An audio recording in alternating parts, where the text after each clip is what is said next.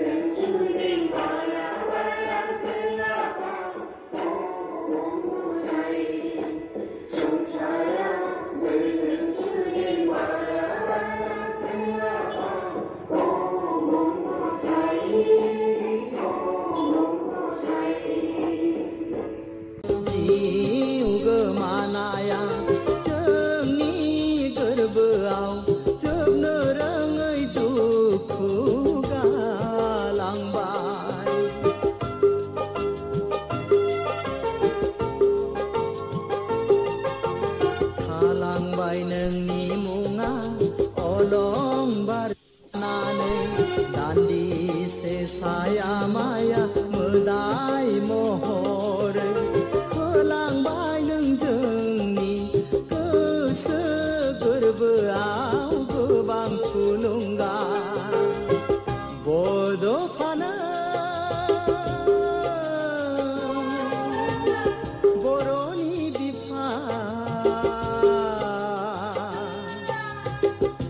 जारिमिनारि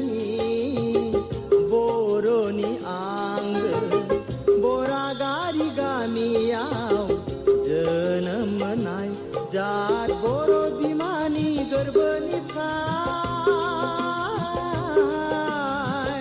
हारायै मेलेमै आरो गोसोयै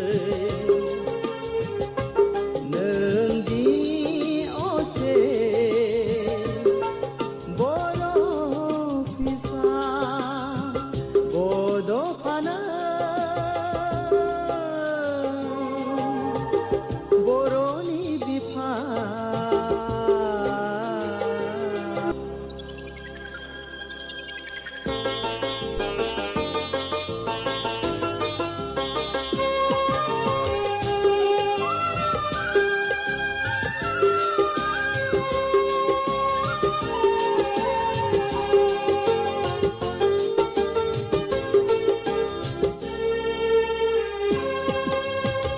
बड'फानो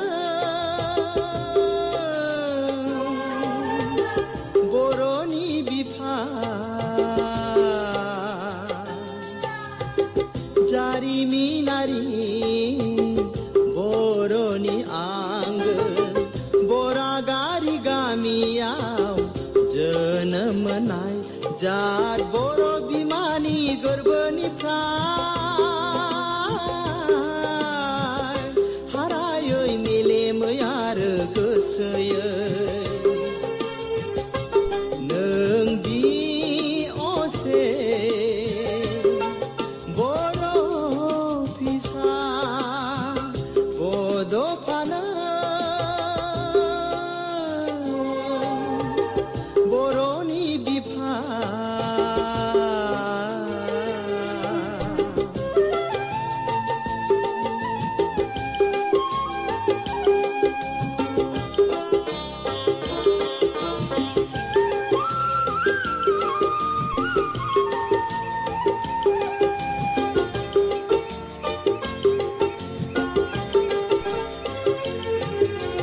निखावरि नखराव जोनोम मोननानैबो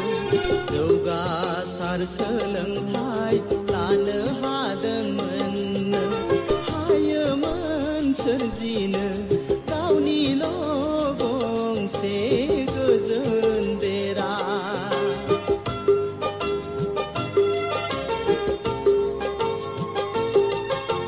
नाथाय गोग्लैसोना थानाय हारिफोरखौ बोखांनो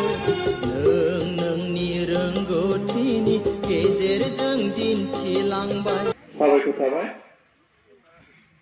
बेखिनियावनो आङो बड'फा आरो बर' हारिनि थामोनथा रैखाथिनि थाखाय मुंख्लं जालांनाय सोरगोआरि जिउमा सोरगोआव जाहाथे आलो गोजोनै थाहैनो हायो बिनि थाखाय 1 मिनिट जोङो आरज गाबगोन दा बाहाय बाहागो लाफैनो हानाय आलासिजों लोगोसे गासै बाहागो लागिरि बिथांमोनखौ आङो 1 मिनिट आरज गाबनो थाखाय खावलायगोन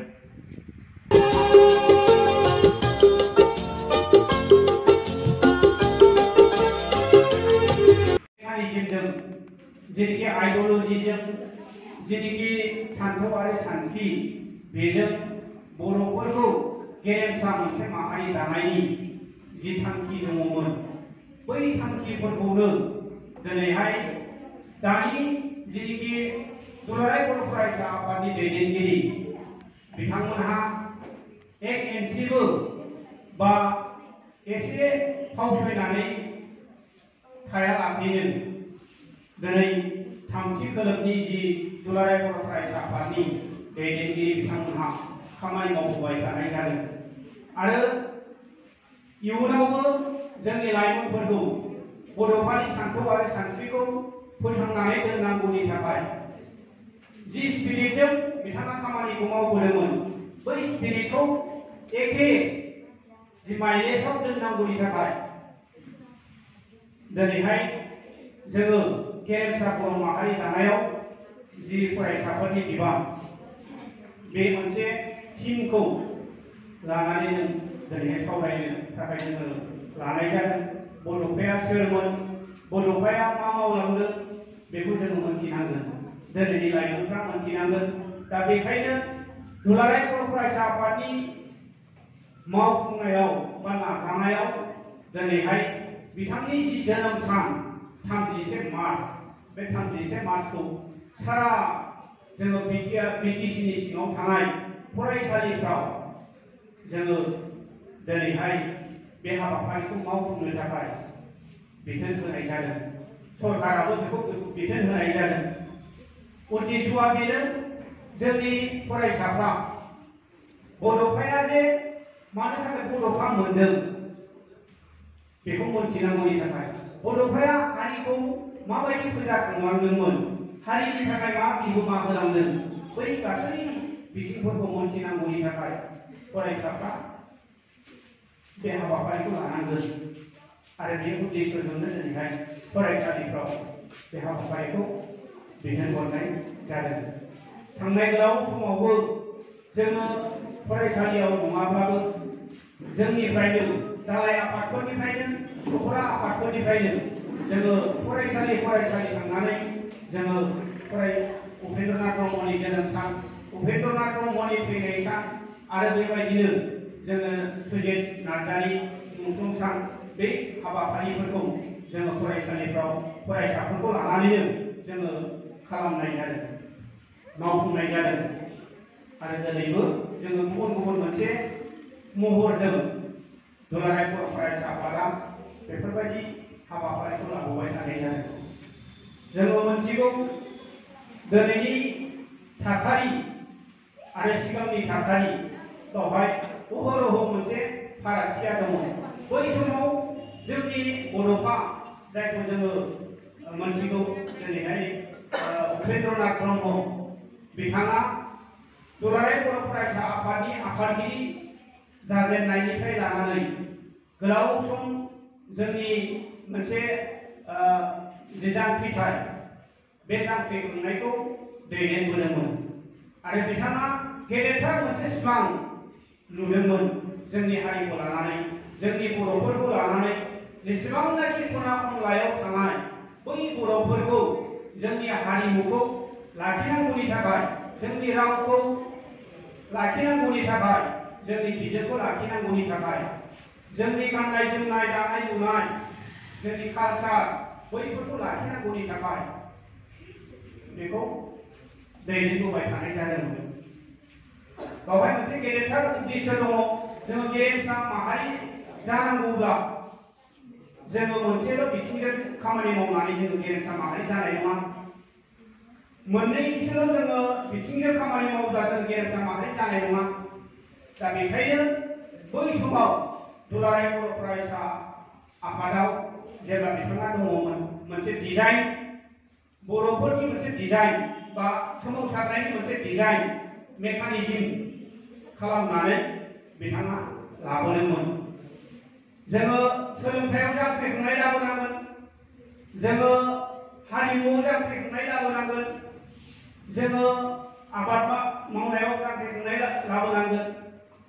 आरो बेबायदिनो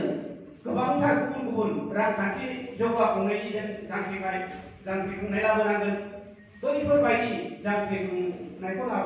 लाबोनायखौ बिथाङा दैदेनबोदोंमोन आरो बिथांनि जि आइडिय'लजि आरो स्पिरिट बियो दिनैसिमबो गोथाङैनो दङ दा बाथ्राया जाहैबाय जोङो फैबाय थानाय समावहाय जोंनि लाइमोनफोरखौ जोङो मोजां मोनसे दिगजों लांनांगौनि थाखाय मोजां मोनसे लामाजों दैदेनलांनांगौनि थाखाय जोंनि जि बड'फानि सान्थौ आरो सानस्रि बेखौ फोरोंलांनांगौनि थाखाय जोङो माखासे गोबांथार जि एक्टिभिटिस बे एक्टिभिटिसखौ जोङो प्ले खालामनांगोन जोंनि रलफोरखौ जोङो दोननांगोन फरायसाफ्राबो बेखायनो जोंनि जेनेखि बड'फानि जिउ जारिमिन जोङो बिजाबाव मोनबाय बिथांनि जिउ जारिमिनखौ जोङो मोजाङै फरायनांगोन आरो दुलाराय बर' फरायसा आफादनि सोमावसारनायनि जागायजेननायनिफ्राय जोबजासिम दिनैहाय मा जालांखो बेनि माखासे जारिमिन बे जारिमिनखौ बिजाब महरै जोङो मेगाजिनफ्राव जोङो मोनगोन बबेबा बड'फानि जिउ जारिमिन जोङो थाखोनि बिजाबफ्राव जों मोनबाय दा बेखौ मोजाङैनो जोङो फरायनांगोन। बेखायनो आङो फरायसा फंबाय बिनानाव नोंथांमोनखौ खावलायगोन जोङो गेदेमाफोरनि जिउ जारिमिनखौ फरायोबा जोंनि जिनिखि साननाय हनाय बियो एसे जौगाखांनाय जायो। जोङो गोबांथार बाथ्राफोरखौ जोङो मोनथिनो मोनो। जोंनि जि रोंगौथि बियो बाङो। दा बेखायनो गेदेमाफोरनि जिउ जारिमिनखौ जाहाथे फरायो आङो बेखिनिखौ खावलायबाय। दा जोङो गेरेमसा माहारि दानायाव फरायसाफोरनि बिबान बेयो थांनाय गोलाव समाव जायफोर दैदेनगिरिफ्रा लेर नैबे मोनसे पर्यायसिम लानानै फैबाय। इयुन समाव जोङो दानि जाखांफुनाय जि फरायसाफोर बै फरायसाफ्रानो दिनैनि हारि दैदेननायनि, दिनैनि दुलाराय बर' फरायसा आफादखौ दैदेननायनि, दिनैनि समाजखौ दैदेननायनि, जोंनि माहारिखौ दैदेननायनि गिलिर जि बिबान बे बिबानखौ दिनैनि फरायसाफ्रानो साफा साफा बिबानगिरि हिसाबै लाबोनानै जोंनि समाजखौ फोसाबनांगोन, जोंनि हारिखौ फोसाबलांनांगोन, जोंनि माहारिखौ गोजौ थाखोआव लांनांगोन। गेलेनायनि बिथिंनिफ्रायनो जा बा कालचार बिथिङावनो जा बा फरायनाय बिथिङावनो जा बा आबादनि बिथिङावनो जा रांखान्थि जौगानाय बिथिङावनो जा बा जोंनि जिनिखि दाउ अमा फिसिनाय बे बिथिङावनो जा जोङो साफा साफा राफोद जोङो जानांगोन। फैबाय थानाय फरायसाफोर नोंथांमोनानो जानांगोन। अब्लासो जोङो गासैबो बिथिङाव जेरैबो बिथिंथिं जोङो जि डेभेलप जागोन अब्लासो जोङो गेरेमसा मोनसे माहारि जों बे गेरेमसा जि सोदोब बे सोदोबा मिनिंफुल जागोन। दा बेखायनो आङो खावलायगोन दिनैनि बे गोथार मोनसे बुब्लि, बे गोथार मोनसे जोनोम सान गेदेमा बड'फा उपेन्द्रनाथ ब्रह्मनि जोनोम सानाव जिहेतु बिथांनि जोनोम सानावनो जोङो बे गेरेमसा माहारि दानायनि मोनसे उद्देश्यजों नोंथांमोनखौ लानानै सावरायनो बेवहाय आं नोंथांखौ खावलायगोन। आङो गोबां बाथ्रा बुंनो लुबैयासै। जोङो दुलाराय बर' फरायसा आफादा इयुनावहाय जोङो गोबां हाबाफारि मावनो गोनां दङ। बेखिनियाव नोंथांमोनखौ खावलायबाय जाहाथे जोंनि जिनिखि बड'फानि सानथौ आरो सानस्रि बेखौ साफ्रोमबो फरायसाफ्रा जाहाथे गोसो गोरबोआव बजबनानै लागोन आरो बेजोंनो जोङो आवगायलांगोन। जोङो हारिखौ गेरेमसा माहारि दानो सिगांबोगोन। बेखिनिखौ आं खावलायबोबाय। दायो आङो नोंथांमोनहा बेवहाय बाहागो लानो हानायनि थाखाय आङो सिगांग्रो नैबे जिनिखि बरायनाय बिबुंथि बे बरायनाय बिबुंथियाव फिन खेबसेबाव नोंथांमोनखौ दिनैनि बे सावरायनायाव जाहाथे नोंथांमोनहा मोजाङैनो बाहागो लागोन बेखिनिखौ आङो खावलायबाय। बड'फा उपेन्द्रनाथ ब्रह्मनि 90थि जोनोम सान, बे जोनोम सानखौ लानानै मोनसे आयदा बेनो जाहैबाय बड'फा उपेन्द्रनाथ ब्रह्मआ दिनैनि सानाव माने दहाय थांनाय हर गेजेर, नङा होमबा? दहाय थांनाय हर गेजेर दिनैनि बायदिनो बिराद बार गुसु। आं दहाय एसे बुंखादों अखा हादों। बिथांनि जोनोम जानाय समाव हर गेजेराव बिराद बार खोलो खोलो बारहुंखा बारदों। बार खोलो खोलोथ' होनला, बारहुंखा बारदों, अखा बिराद हादों। मिथिबाय? माबाबो माने सारअन्थाइबो गावदों, मोफ्लामनाय बोथोर एखेबारे बेबादि सममोन जादों। गोदोहायथ' जोंनि आइ आफामोना मा खालामोमोन जोनोम जानाय समाव जोंहाथ' नार्स मोना डाक्टार मोना खाथियाव, नङा होमबा? बै समाव बड'फा उपेन्द्रनाथ ब्रह्म जोनोम जानाय समाव बिराद आदरै खालामदोंमोन आरो। दा बेवहाय आं दहायनो बुंखादों जोंनि बर' गथ'फोरा मा गासिबो गथ'फोरानो जोनोम जायोबा मुलुगाव गोलैफैनाय लोगो लोगोनो मा जायो? गाबो, नङा होमबा? गाबो। दा बे गाबनाया सरासनस्रा गाबनाय, नाथाय बड'फा उपेन्द्रनाथ ब्रह्मनि गाबनाया ओरैबायदि होननानै बुंखादों जोंनि बै गामिनि आइ आफाफ्रा बिसोरनाय मोनसे लेखा दङ। मिथिबाय? Bidasaपर नार्जारिनि लिरनाय मोनसे बिजाब दङ बेखौ बायनानै फराय बुजिगोन ओरैबायदि माने गथ'आ गाबदों जाहैबाय माने जोंनि बर' हारिखौ थांनो थाखाय बारनो थाखायनो जोनोम जाफैदों होननानै बिथांमोना बुंनो नागिरो आरो बेबायदि दा जाबाय मा 1952 मायथाइनि दिनैनि नैबे मार्च दानखौ जोङो बड'फा उपेन्द्र ब्रह्मनि जोनोम सान हिसाबै जों लायो नैबे 25 मार्च बिथांनि बिफानि नामा जाहैबाय मा गंगाराम ब्रह्म बरागारि गामि ना बिदि होननानै जों बयबो मिथियो दा जोङो बड'फा उपेन्द्र ब्रह्मनि फरायनायाव जागायो नङा होमबा बरागारियावनो बिथांनि जिथुनाखि फरायसा गुदि फरायसालिनि फरायनाय बे जागायो बिथाङा बिराद गोरोंखामोन जाहैबाय ब्रैथि परिखा जायो एलपि स्कुलाव नङा होमबा ब्रैथि परिखाखौ मिथिगौना बयबो बे ब्रैथि परिखायाव बे आसामाव बिराद माने टप मोनसे माबायाव मोनदोंमोन आरो पास जादों ब्रैथि आनजाद बेबायदि फरायसा ओमफ्राय बिनि फरायनायखौ लांबावबाय अबाय बियो गोजौ फरायसालि फरायनायखौ शक्ति आश्रम जेरावहाय माने दतमानि ओरै खोला थाङोबा फकिराग्राम मोननायनि सिगां मोनसे आश्रम स्कुल मोनो आरो दा बियो मा जाबाय हायार सेकेन्डारि जाफैबाय बियो हायार सेकेन्डारियाव बियो आपग्रेड जाबाय आरो बे स्कुला बेबायदि दा जोङो बड'फा उपेन्द्र ब्रह्मनि फरायनाया मामोन बे ओरैबायदि गोरोंखामोन जाहैबाय गोरिब न'खरा जों दुखुसो मोनगोन बिनि खोथाखौ बुंनांगौ जायो बिथांनि न'खरखौ खोनासंनांगौ नङा होमबा जोंनि बर'नि जि हालोद बै समाव संसार जानायनि न'खर न'मा गासिबो मा हाथरखि नुहुरजोबो हराव मिथिबाय ओरैबायदि न'खरमोन जाहैबाय सानसेयाव बोथिसे जायोबा माने फुङाव जायोबा हराव मोनजाया बेबायदि न'खरनि मानसि बड'फा उपेन्द्र ब्रह्म जायनि थाखाय बिथांनो गोजौ फरायसालियाव फरायनाय समाव बिथांनो लेखा खाथा पत्र कलम बायदिसिनाफोरखौ बायनानै होनो हायामोन बिमा बिफाया बेबायदि हालोदनिमोन आरो दाना बै शक्ति आश्रमाव फरायनाय समावनो मा खालामबाय बियो जोंना बै दतमा बाजारा मा बाराय जायो मिथिगौ दतमा बाजारा बुधबार बाराय बे बुधबार बारायाव बै क'क्राझार टाउननिफ्राय मा होनो नगेन्द्र लाइब्रेरि आगोलाव मा होननानै बुङोमोन बे लाइब्रेरि नामखौ श्री गुरु लाइब्रेरि बे श्री गुरु लाइब्रेरिया दतमा बाजारावहाय उइकलि मा खालामो लेखा दखान होयो लाइब्रेरि फानहैयो मिथिबाय लेखा फानहैयो बे लेखा फानहैनाय समाव मा खालामो सानफ्रामबो बुधबाराव बे नगेन्द्र लाइब्रेरिनि बे दखानाव थांनानै बियो लेखा नायहैबाय थायो फरायहैबाय मिथिबाय लेखाखौबो बायनो हाया नालाय बेयावनो फरायनानै बियो मा खालामो लेखा गांसे फिसा लाना थांनानै खलम लानानै नांगौ नाबोरै फरायनानै फैयो आरो एसे खोनासं र' आं खोन्थालांनि दा बेबायदि आरो नोंसोरथ' बिजाबाव फरायखानाय नङा बिजाबखौ बायनानै फरायबा मोनदोंमोन आरो नोंसोरो दा बियो बै दखानाव थांनानै सानफ्रामबो बुधबाराव फरायबाय थायो श्री गुरु लाइब्रेरिनि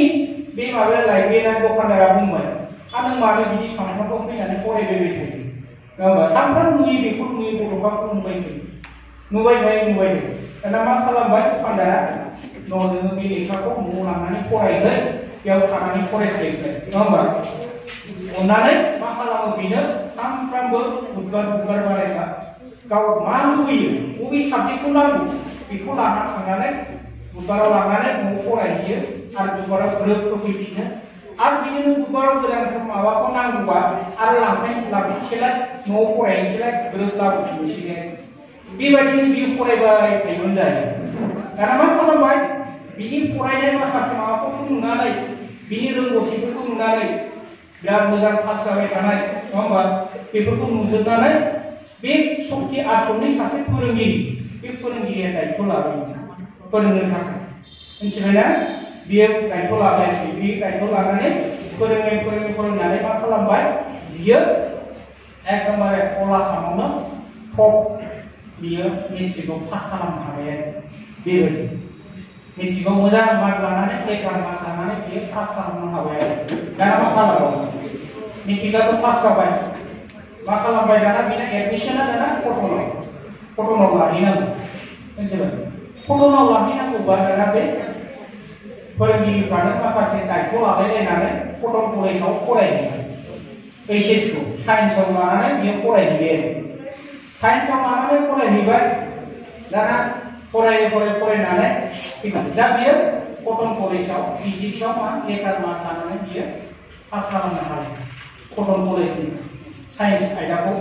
बियो पास खालामनो हाबाय हायार सेकेन्डारि दाना मा खालामलायनो आरो दाना बिएससि फरायनांगौ नङा होमबा बिएससि फरायनांगौ बे बिएससि फरायबाय थानाय समावनो बियो थाखा फैसा बारा हाला नङा होमबा थांलाय फैलाय खालामनो हाला बियो बेबायदि बिदि अबस्था जाबाय दाना मा खालामबाय बेखौ बयबो नायबाय आरो दाना बे समावनो बियो हायार सेकेन्डारि पास खालामखांनायनि उनाव 1976 समाव आरोखि क'क्राझारनि बयस जेरै हायार सेकेन्डारि दं क'क्राझार माबाया गसाइगावआव बे गसाइगावनि बयस हायार सेकेन्डारियावहाय सासे प्रिन्सिपाल दंमोन जाहैबाय करेन्द्र नार्जारि होननाय बे करेन्द्र नार्जारिया बेखौ मा खालामबाय फोरोंगिरि महरै बेखौ लाबाय आरो मिथिबाय 1976 बे समाव बेथनाबो बारा बुरजा नङा बै समावहाय मा खालामबाय 533 थाखा बेसेबांबाल' बेथना बेजों दा समाव जानो हागौमोन नामा हानाय नङा नङा होमबा दाना बेहाय माबा हायार सेकेन्डारि फरायबाय थानाय समावनो ओरैहायबो ग्रेजुवेसनखौबो बियो बिएससिखौ फरायगासिनो आरो दाना मा जाबाय बिएससिखौ बियो मा खालामबाय फिजिक्स अनार्स लानानै फरायनायखौबो गाराखै ओरै एसे खामानि मावनाय फोरोंबाय थानायखौबो बियो गाराखै आरो बिदि आरो दाना मा खालामबाय बिएससिखौ पास खालामबाय बे माबायावनो आरोबाव बिएससिखौ पास जानाय लोगो लोगो मा जायो हायार सेकेन्डारिल' फरायनायबा मा जायोमोन बेथना खममोन बै समाव दुलाराय बर' फरायसा आफादनि नेहाथारि जादोंमोन बे नेहाथारिनि दैदेननायावनो 5थि जेनाखि सेपाटाइट बियो सोलिदोंमोन सारा आसामाव जुदि ट्राइबेल जोंबायदि माने गामियाव थाग्रा नङा होमबा हाजो हाग्रायाव थाग्रा हायेनाव थाग्रा जेनाखि ट्राइबेल होननानै बुङोब्ला सिनायजादों होनोबा बड'फा उपेन्द्र ब्रह्मनि दैदेननाय समाव थानायजोंसो दिनै माखासे हारिफ्रा दिनै खर' थिखांनो हानाय बेबायदि अबस्था जादों मिथिबायना सोर फोजौखांनायनि थाखाय हाबा मावनायमोन बड'फा उपेन्द्रनाथ ब्रह्मआ बिथाङा जोंनि बर'फोरखौ बिराद माने गोजौ लानायनि खामानिखौ मावदोंमोन दिनै बिथांनि बुंलांनाय बाथ्राखौ लिभ एन्ड लेट लिभ होननाय जेनाखि बानबुंथायफोर नङा होमबा बिथांनि बिबुंथि बे बिबुंथिया होनदों मा थां आरो थांनानै थानो नङा होमबा थां आरो थांनानै थानो ओरैबायदि मोनसे सेन्टिमेन्टआव नाङो गुबुन हारिफ्रा गेरेमसा माहारि जानो होननायाव बुङोबा गेरेमसा माने मा बर'आ गावखौ गोजौ थानानै गुबुन हारिखौ नाख्रेबनानै जानायनि सिगाङाव गेरेमसा माहारि जानो नागिरो बेबायदि मोनसे माबाजों बुंनो नागिरो नाथाय बर'फा उपेन्द्र ब्रह्मनि बुंनाय बाथ्राया बे नङा बर'खौ माने गोजौ सिङाव दोननानै नङा होमबा गुबुन हारिखौ मान सनमान दोननानै नङा होमबा लिभ आरो लेट लिभ बे बानबुंथायजों बिथाङा हारिखौ दैदेनलांदोंमोन दा बे बाथ्राया दा ओंखायनो बिथांनि सान्थौ आरो सानस्रिया बेमोन आरो लिभ एन्ड लेट लिभ बिथाङा बे बाथ्राखौ बुंनानै हारिखौ दिनै बे थाखोसिम लाबोनाय आरो दा बिथांनि बुंनाय बाथ्राफोरखौनो गोसोआव लानानै दिनै दुलाराय बर' फरायसा आफाद आरो बिथांजों सेर सेर थाफाबोनाय दासिमबो थांनानै थानाय बे जोंनि दैदेनगिरिफ्रा बिथांनि बुंनाय बाथ्राखौनो दिनै थांबाय थानाय हारिखौ माने फोजौलांनाय खामानिखौ मावो दा बाथ्राया फैबाय जोंनि फैबाय थानाय उन जोलैफ्रा नङा होमबा जोंनि फैबाय थानाय उन जोलैफ्रा कलेजाव फरायबाय थानाय स्कुलाव फरायबाय थानाय जोंनि फरायसाफ्रा बिथांनि सान्थौ आरो सानस्रिजों खारफानो हाखोना हायाखै नङा होमबा खारफानो हाखोना हायाखै दा बे बाथ्राखौनो जोङो सावरायनो थाखाय नैबे आयदाखौ लानायनि बाथ्राया क्लियार बेबायदि दा बे बाथ्राफोरखौ नोजोर होलायनानै बर' माहारि दानायाव एफा एफा बिहोमाखौ होलायगोन सम होलायगोन बेखिनिखौल' आङो खावलायनानै आंनि जिखिनि बुंनाय बाथ्रा बेयावनो फोजोबनाय जाबाय गोजोन्थों